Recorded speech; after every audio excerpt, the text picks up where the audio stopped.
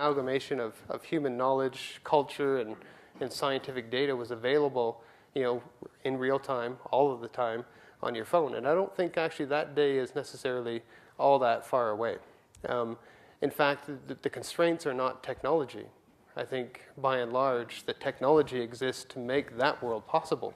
The constraints are around business models and intellectual property and culture change. Those are the things that inhibit this move towards universal access to knowledge for all people.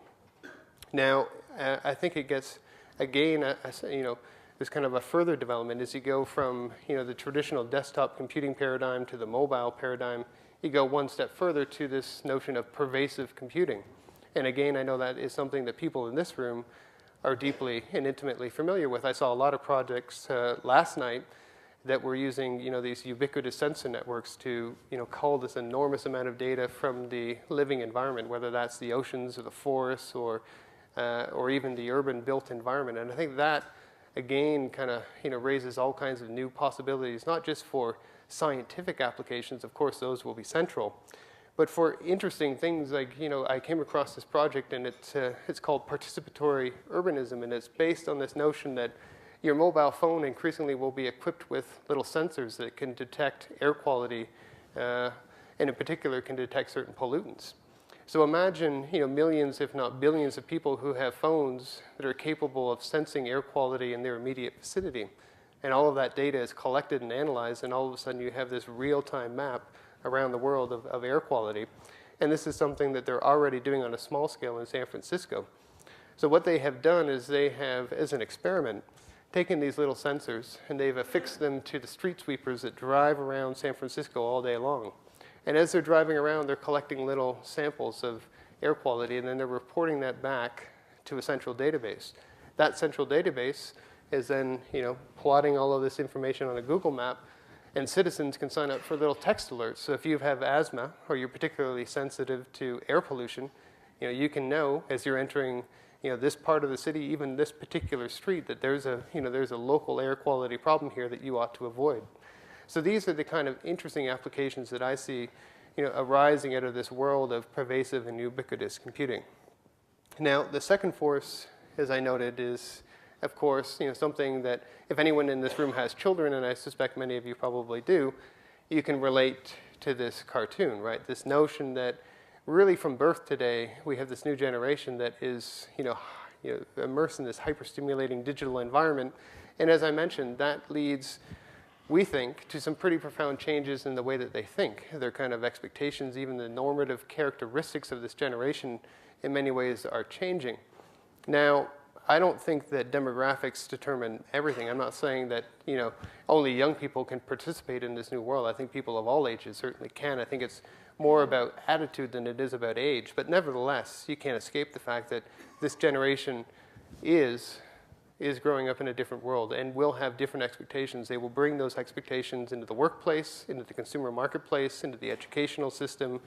And I think if you want to kind of distill it or boil it down to one fundamental characteristic, is this notion of collaboration and participation and transparency, that they want to be much more deeply involved in the creation of value, in designing and participating in their educational experience, and certainly being much more empowered within the workplace. Now, one thing, one sort of evidence you could have for this hypothesis, we actually did a global study of 10,000 young people in 12 different countries. And I can't get into all the specifics, but what we did find is that, across all of these countries, and you can see them listed across the bottom there, with the exception of Mexico, a lot of these young people are already deeply involved in creating their own content for the internet. And I think that is a pretty promising development. You see evidence of that change when you look at the changing pattern of media consumption, especially online. Again, as we were doing that seminal research for the first book, Wikinomics, back in 2004, 2005, and 2006, we started to notice some pretty remarkable patterns. This one here, you can see this pattern of web traffic. You can see in the blue is blogger.com, and in red is CNN.com. So right there, 2006 seemed to be a bit of a tipping point when all of a sudden these social media sites started to overtake these traditional media entities. And it wasn't that CNN had suddenly become irrelevant. I don't think that's the case. I mean, it has capabilities, satellite communications, and investigative journalists that, of course, bloggers can't necessarily replicate. But what it said to me is that people didn't want to be just passive consumers of media and news. They wanted to be part of the conversation. They wanted to reflect on it, share their own thoughts and analysis with their friends and with their social networks. And that is what is driving, I think, in large part, this shift towards social media. Now, at the same time, we've seen the rise of social networks like Facebook and Twitter. And that, again, has started to lead to some pretty interesting effects. You see the fact that you've got these enormously dense social networks, and communities are starting to form around shared ideas, shared goals, shared philosophies, in a way that just wasn't really possible before. So the geographic component of communities remains important, but it's not the only component. Increasingly, it's about all of these shared affiliations and the fact that people can mobilize extremely quickly around these kind of things. An issue comes up, and pretty soon you've got 10,000 people working collaboratively. And I'll have a couple of examples of how that's the case.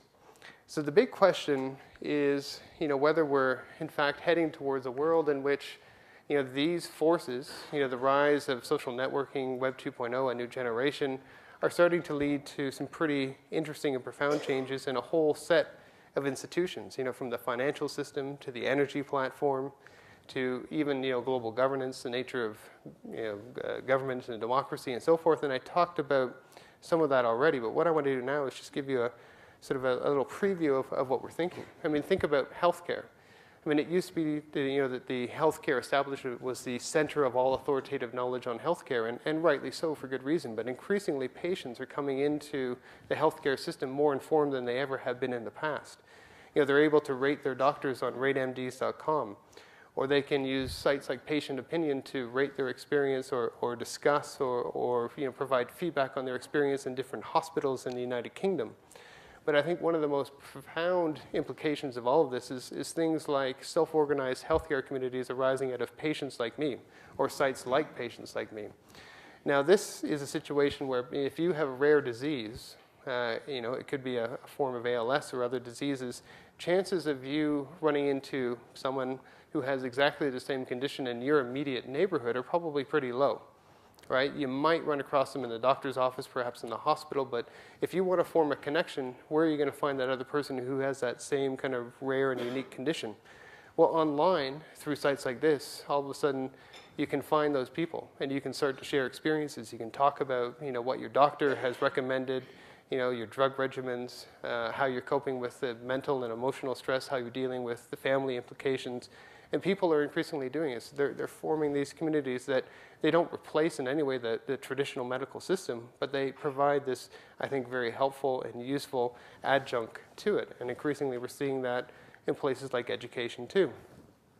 Teachers have become frustrated with the slow pace at which curriculum is developed.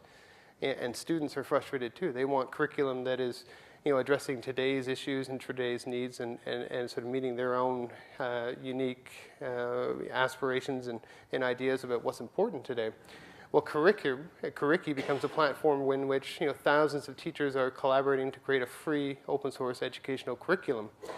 And I was recently in British Columbia, and they're actually thinking about shifting their whole curriculum to a model like this. And they said, we can't wait 5 or 10 years for the traditional publishing cycle to come up with a new curriculum.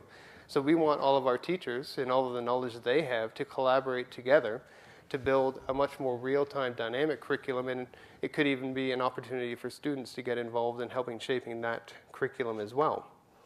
Now, in the world of science, I know one of the challenges that you're discussing this week is, how do we deal with these enormous, massive data sets? And I think, we're heading to an era pretty soon where computers will be, we will be smart enough and computers will be advanced enough that they can start to cope with this. But in the interim, we're seeing some interesting responses to this dilemma, again, that kind of draw on the mass collaboration model. How many people are familiar with the Galaxy Zoo project? So we have a handful of people. So this came to my attention again as we were doing some research, and the basic problem was you had a PhD student. He was based initially in Oxford, and I think he's since moved elsewhere. I think he's at Yale today. And he was looking at early stage galaxies, and he was taking advantage of the enormous amount of imagery that's been captured by the Sloan Digital Sky Survey. So given these millions of galaxies that have been discovered and documented,